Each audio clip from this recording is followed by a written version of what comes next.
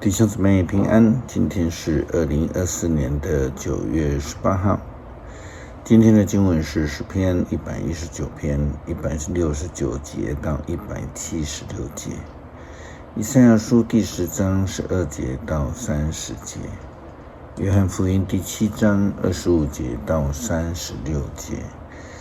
今天要跟大家分享的主题是唯一的救恩。牧师经常提醒基督徒兄弟姐妹，外邦的福音并不是从保罗开始。虽然他说他是外邦福音的使徒，外邦福音也不是从耶稣基督开始的，而是从旧约中上帝的原来创造就告诉我们了。上帝呼召以色列的先祖亚伯拉罕，当时候他还不认识上帝呢。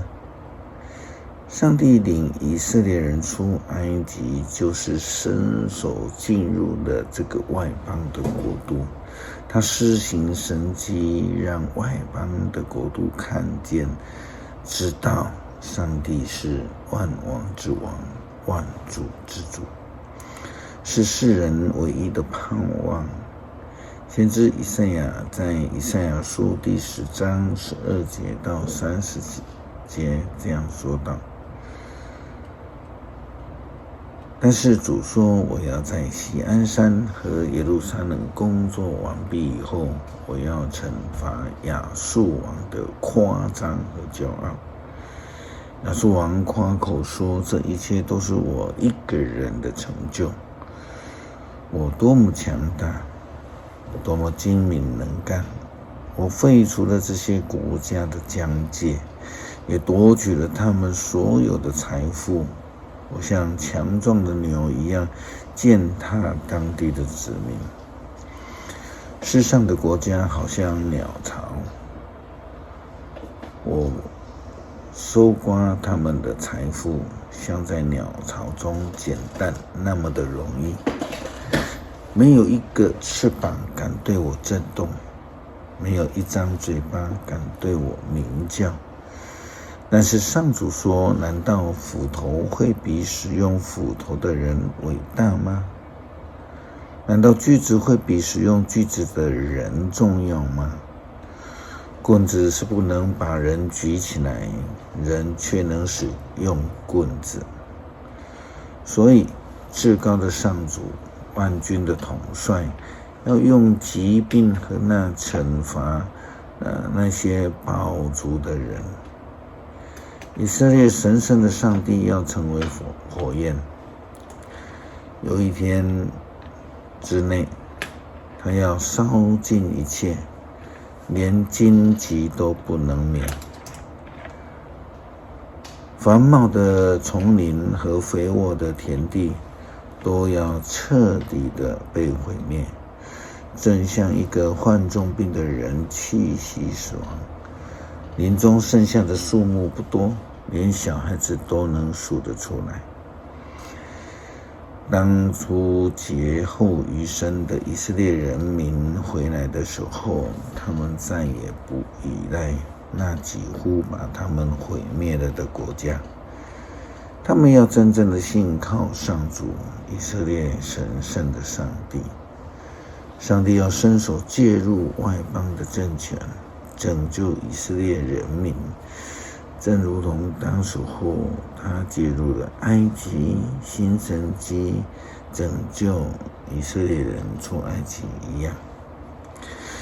对于未信的人，心中总是会有怀疑，说那真的是神吗？还是上帝吗？虽然如此，他们却又说多拜多保佑。这样的心态，犹太人、法利赛人更是怀疑耶稣是基督。不但如此，他们还要抓耶稣基督。约翰福音第7章25节到36节，有些耶路撒冷的人说，这个人不是我们的领袖们想要杀掉的吗？你看他公开说话，竟没有人来反对。要不是他们真的知道他就是基督，可是基督出来的时候，并没有人知道他会从哪个地方出来。而这个人的来历，我们都很清楚。当时耶稣在圣殿里教导人，他高声说：“你们真的认识我，知道我从哪里来的吗？我来并不是凭着自己的意思。猜我来的那一位是真实的，你们不认识他，我却认识他，因为我从他那里来，是他差遣的。”于是他们想要逮捕他，只是没有人下手，因他的时刻还没有到。群众当中也有许多的人信了他。他们说，基督来的时候会比这个人更有更多的神迹吗？法利赛人听见了群众在纷纷议论着耶稣的事，他们和祭司长就派警卫去逮捕耶稣。耶稣说：“我还有一点点时间跟你们在一起，然后要回到差我来的那一位去。你们寻找我，却是找不到，因为我要去的地方你们不能去。”犹太人的领袖彼此对问：“他想要去哪里呀？使我们找不着呢？难道他要到散居在希腊城市和犹太侨民那边去教导以色列人吗？希腊人吗？他所说的你们要寻求我，但是却找不到，我要去的地方你们不能去吗？这话是什么意思呢？耶稣基督他虽然已经说明他就是那一位从上帝来的，是真实的救恩，但是呢，不信的人永远不信，然后因为他们听不懂，并且想要抓住耶稣基督和害他。诗篇119篇169节到176节。上主啊，容我求助的呼声达到你的面前，求你照你的应许赐给我悟性，容我祷告达到你的面前，求你照你的应许拯救我。我要时时刻刻的颂赞你，因为你将你的律例教导我。我要歌颂你的法律，因为你的命令公正。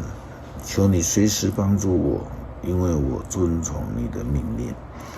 上主啊，我多么渴慕你的救恩，你的法律是我的喜乐。求你让我存活，好使我颂赞你。愿你的教导帮助我，我彷徨像迷失的羊。求你来寻找你的仆人，因为我没有忘记你的法律。人生当中其实是有很多的不如意，求主也帮助我们能够靠主得胜，无论在成长当中的痛苦、升职的状况，或是各种的试炼，让我们因为耶稣基督的复活救恩得到丰盛有余的恩典。求主施恩怜悯，感谢祷告奉主耶稣基督圣名求，阿们。